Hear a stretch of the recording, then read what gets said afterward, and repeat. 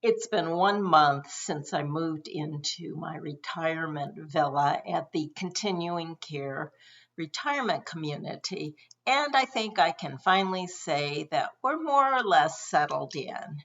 Oh, yeah, there's still things to do, but I've gotten all of the cartons unpacked and actually got the car into the garage. So, what was it like moving in here? How difficult was it to downsize? Let me tell you about it.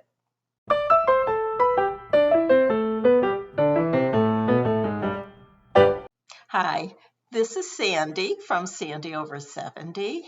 Thanks for watching. I hope you'll consider subscribing and clicking the little bell to be notified when I post new videos.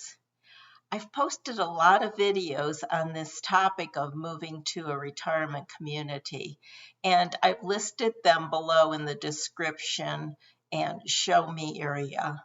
So if you'd like to know more about my thought process as I was making that decision, check out the other videos. So much of the furniture we buy today, especially that which is ordered online, arrives in heavy, large cardboard boxes that require some serious assembly. And I ordered 7 pieces of furniture from Wayfair. And when they arrived, first of all, they took up a lot of room in the garage, but they were so heavy and they looked like they would take a long time to assemble, even though my husband had said he would be willing to do it. I waited a few weeks and then I thought, no, this is not going to work. So I went back to the Wayfair page and they recommended a company called handy.com for assembly. I tried to order it online, it didn't work, so I did contact them through their webpage and they immediately scheduled me for an assembler to come in a few days. They said the 7 pieces of furniture would take 10 hours of work time. And it actually ended up taking 12. That's a lot of assembly. In any case, on a Saturday morning at 10 a.m., our assembler arrived, and it turned out to be a woman. I was kind of surprised. I said to her, wow, you must be really strong, because I can't imagine me doing that job. And she said, no, she had learned just how to lift and move things, and that it was her full-time job. Wow, okay. So she stayed with us the entire weekend and assembled and did her job very efficiently. She made one little mistake. She drilled through some of the trim on one of the bookcases and she felt really bad, but we got on the phone with Wayfair and they agreed to send the piece immediately. Wayfair sent the wrong piece and I had to reorder it, but eventually it arrived and my husband was able to put it onto the bookcase. So when I needed further assembly, I did use the same person because everyone can make a mistake. So I think she did a great job and I'm going to show you the finished pieces. First of all, she put together these 2 A2Js where we're displaying all of our collectibles. I'm very pleased at how it turned out. I got 2 bookcases for the bedroom to display some of my books and some of my collectibles and photos. And then I got some pieces for my office. There was a bookcase, and it's handy right by my desk here for me to access various notebooks and things that I need.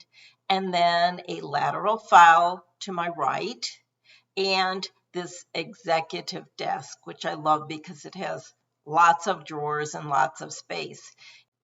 Now let me show you the kitchen. I think it turned out beautiful. I selected these cabinets and knobs and the granite countertops, and I did get my stainless steel appliances in the end, which I just love. In the master bedroom, I hung 2 pieces of metal art that we had had in the other house. The window is really not in the center of the wall and neither is the bed, so I couldn't place the one on the right over the bed. I had to put one on each side, but I think it turned out pretty good. This walk-in closet is the biggest closet I have ever had. It's wonderful because I can store both my summer and winter clothes in there. There's just plenty of room for everything. We added 2 shelves on the top, so there's more than enough room in this closet. In the master bathroom, I had the option of adding a shower door, but I decided not to because I like the idea of putting up a shower curtain and matching it to the towels. It really livens up a bathroom that's predominantly gray, and I'm very pleased with the result. The bathroom has an emergency pull cord, so if you fall on the floor, you can still reach it, which is very comforting.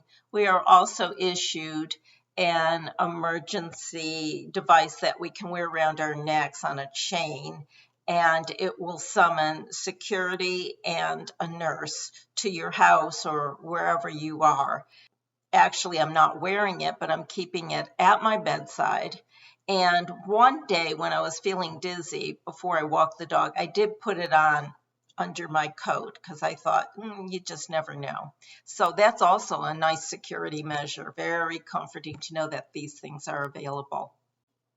We found a beautiful executive desk and bookcase at one of the higher end furniture stores, but the desk won't be delivered for a while yet. And this will be for Steve in his office, which will be in the second bedroom, along with a sofa bed that we purchased. But I won't show you that because he hasn't unpacked his cartons yet, and we're still waiting for that desk to arrive.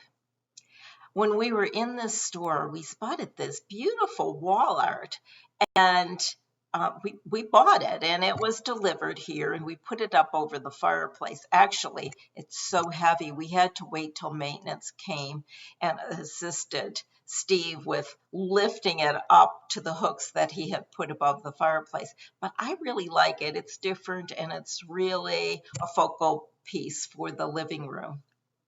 I have been collecting refrigerator magnets for years and years when I travel because they're so small.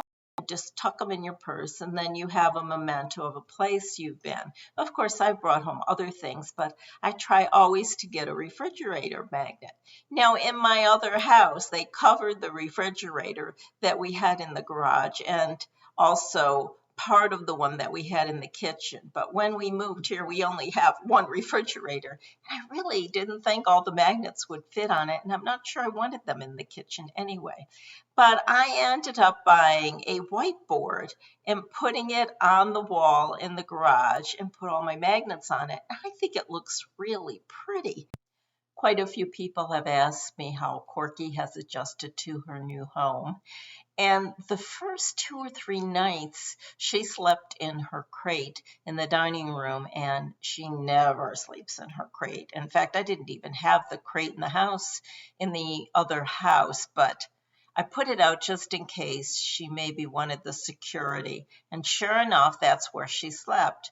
But then after a few nights, she was back on top of the sofa in her princess domain.